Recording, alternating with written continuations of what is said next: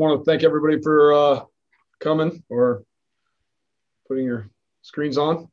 Really appreciate that. Excited about adding these 5 guys. We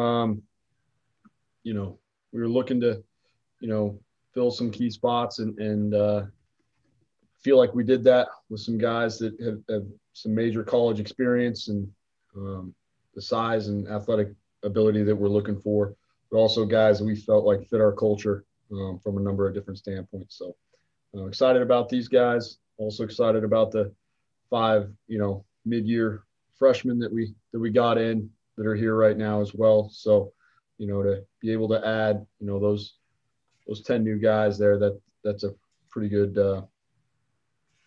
make for a lot of competition during spring ball. So excited about that. So at that, I'll open it up. You guys know I like to keep it short and simple to start with. So what do you guys got for me? Scott Cash.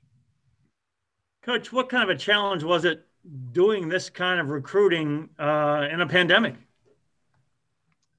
Yeah, I would say that recruiting in general has been a little bit weird in terms of a pandemic. Some of these kids who showed up here as mid-year freshmen, who we've been recruiting for the better part of 9 months, I met them and their families for the very first time when they were on campus. So that was a very interesting thing. So this whole recruiting process has been different. Obviously, these guys being transferred, they'd all been through it. So they'd been through some of the other things. So they were able to ask very specific questions and know exactly what they were looking for. So it was a little bit, I wouldn't say easier, but it was a little bit more succinct than it may have been with a high school kid. Can you talk a little bit about the changing transfer environment, how it's become so much more of a factor in everyday life for you? Yeah, it's part of college football and it's here to stay.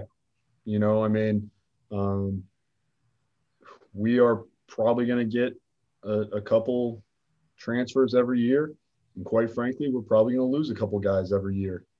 That's just the way that the game is going to work now and for quite a while. So it's just something that we're going to have to adjust to. You can sit there and you can bemoan what that means for, our game and our society, or you can adjust and see it as an opportunity to be able to, make your team better and ultimately make the game better and, our whole program better. David Hall from the Pilot. Sorry, I have to plug in or you won't hear me. Congratulations, Ricky. What's your quarterback hierarchy look like in your mind at this point? Don't have one. We're still going to let it still play itself out. That's why we're so excited about spring practice and getting back out there. We want to make sure we want to make it a competition. Too often, I played that position. There's too often that that job is almost gifted to guys because coaches are afraid and they want to make sure that those guys are leaders and those sort of things. But that position's got to compete. They've got to earn the respect of their teammates. They've got to earn the respect of the coaching staff and all those sort of things. So I'm excited about that competition.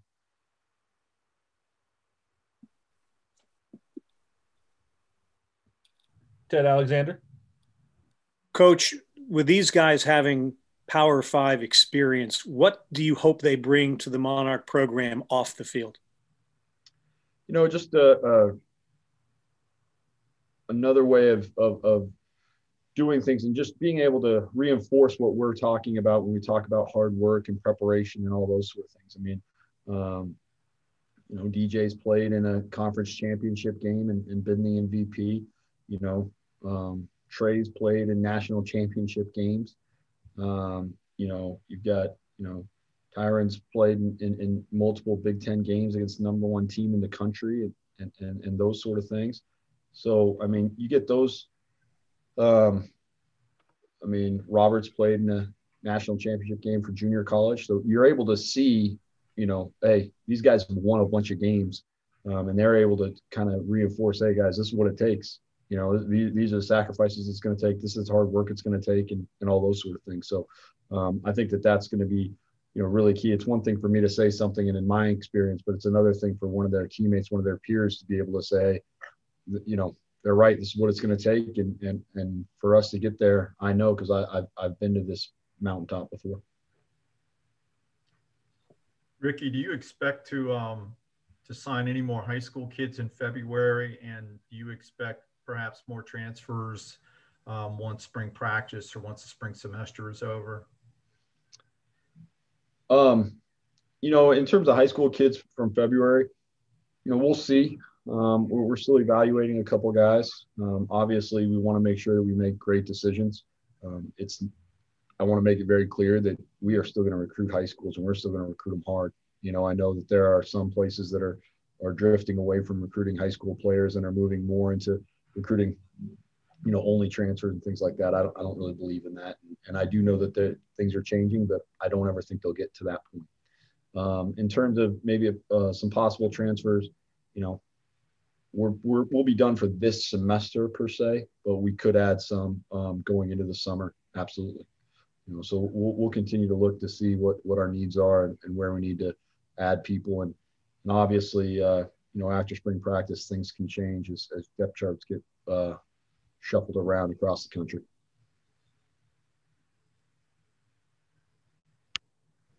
David? Ricky, you said the getting transfers and losing transfers is part of the game. I believe it was reported that one of your defensive players entered the portal this week. And I think now you've lost 3 contributors off the defense. Were all those the choice of the players, or was that a mix, and is that a concern for you? Well, it's not a concern for me. It's a concern for me because obviously you want as many experienced players as you possibly can get. But I also want guys who want to be here. In order to maximize your potential, you're going to have to make sure that you are 100% bought into where you're at. And if you're not bought in 100% to where you're going to be, then it's going to be hard. And it's going to be hard to coach you, and it's going to be hard for you to get any better. And ultimately, that's what I want for each and every one of our players is, for them to maximize their potential. But, I want guys who are going to want to be here. I want guys who are all bought in. I want guys who know that this is a great place to develop, that our coaching staff is going to get, the absolute most out of them. And so that's really what I'm concerned about right now. Like I said, the fact of the matter is that transfers and those sort of things, that's part of the landscape now. So we're going to have to deal with it. Obviously, we hope to build such great relationships with our players that they all want to stay here. We hope to be able to show them, hey, this is a place where you can absolutely maximize your potential and that this is the best place for your future. But there are always going to be some guys who are not going to feel that way. And at that point, I wish them the best of luck and wish them no ill will. But obviously, we've got to move on with our program. Adam Winkler?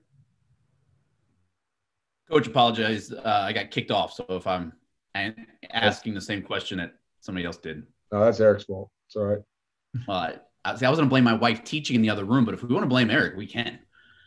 I would never blame a teacher since my mother-in-law was one and my sister is one. I promise you I'll never blame a teacher. I'll take it. You mentioned, you talked about these guys who have been through it before, especially coming from a major conference level, SEC and Big Ten. What are some of the questions that they ask you and some of the, some of your assistants, the recruiters? What do they want to know about you and this program and this opportunity? Well, they want to know about the scheme, obviously, that it's going to fit their style. They want to know about their ability to compete. Some of them want to know about, hey, who am I going to be playing next to? And what type of guys am I going to be playing next to or around on my side of the ball? They want to know about me. So usually that's done by asking other guys on the team, them reaching out to other guys on the team and asking about me. And then they also, the other thing, they want to ask about their academic success, whether they're going to be able to be successful here, what kind of support they're going to get, if they're going to be able to take a grad school program that they want to take, or are they going to be able to, get into the type of major they're looking to get into if they haven't graduated yet.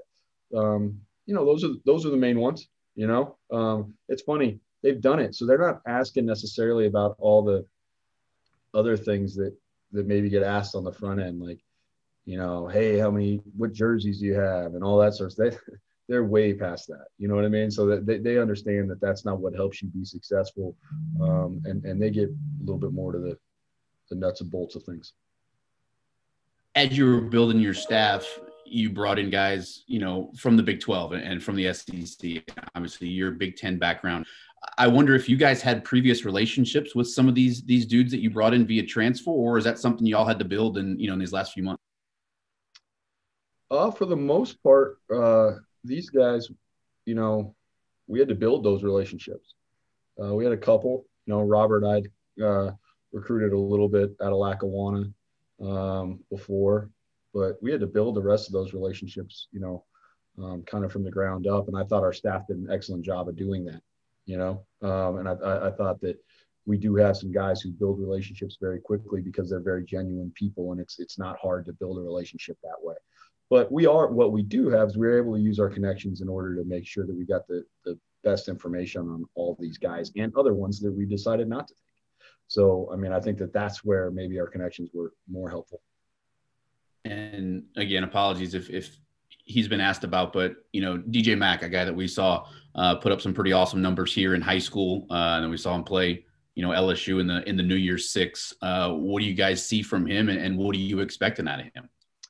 Obviously a guy who's been able to be an MVP in a conference championship game is an exciting piece to be able to add in your quarterback room, especially a guy who's from this area. We'd love all the great, not all the great players are going to, decide to come here right off the jump. But, the guys who are great fits, we would like to be able to bring some of those guys home, and I think that's one piece that we're really excited about. He's a very athletic, dynamic passer.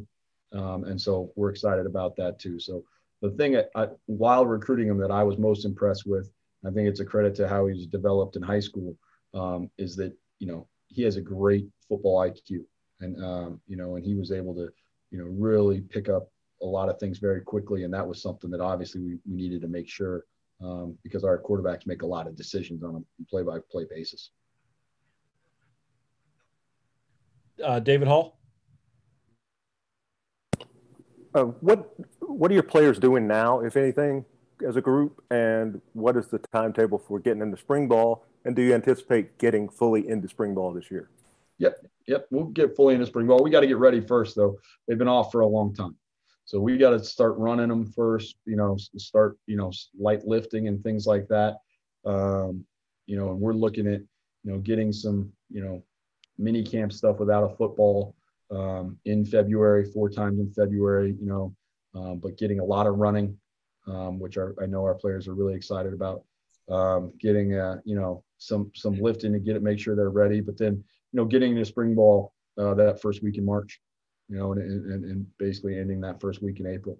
So yeah, we're really excited about the plan we have, partially because it does give us some flexibility too, because that's what this time demands, is you got to be able to be flexible and respond to changing situations all the time. Ricky, do you have a traditional spring game, or will it be a scrimmage, or have you figured that out yet? Well, it's always a scrimmage, much to whatever you guys want to label it. It's always a scrimmage, I assure you of that. But we'll see. Obviously, I think that more depends on the university and where we're at, because the one thing I don't want to do is I don't want to disrupt any of the teams that are playing, and put them at risk and put their seasons at risk, because all those student athletes are sacrificing a lot in order to be able to play their seasons. So, whatever we can do, we're going to do. So we'll see about that. But at this point, that's kind of a wait and see to be determined type thing. we want to keep everyone safe. We want to keep everybody healthy. So we're going to do what we can, but obviously that's at the forefront right now. Adam Winkler. Coach, can you just kind of update us on your quarterback room?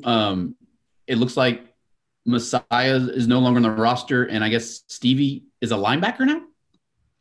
Yep.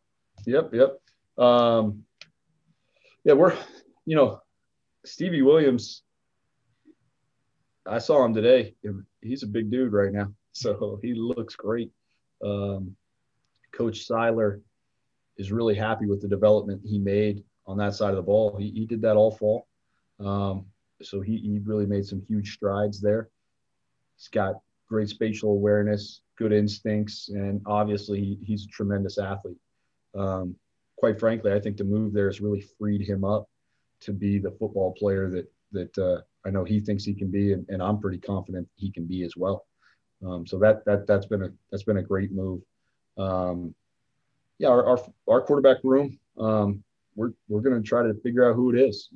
Right now we're going to have 5 guys in there this spring. And so we'll see. Everyone's going to be battling for reps, and we're going to see who comes out on top. We may be able to make the determination on who the starter is at the end of spring. We may not. It may go into camp.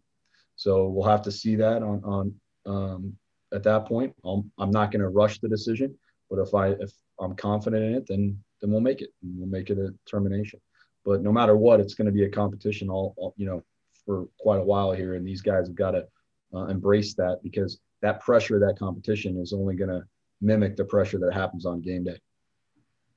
That'll be the last time we ask you about your starting quarterback, I promise. I'm quite sure. Yeah, that's one of the beauties about being the head coach. You never get asked questions like that.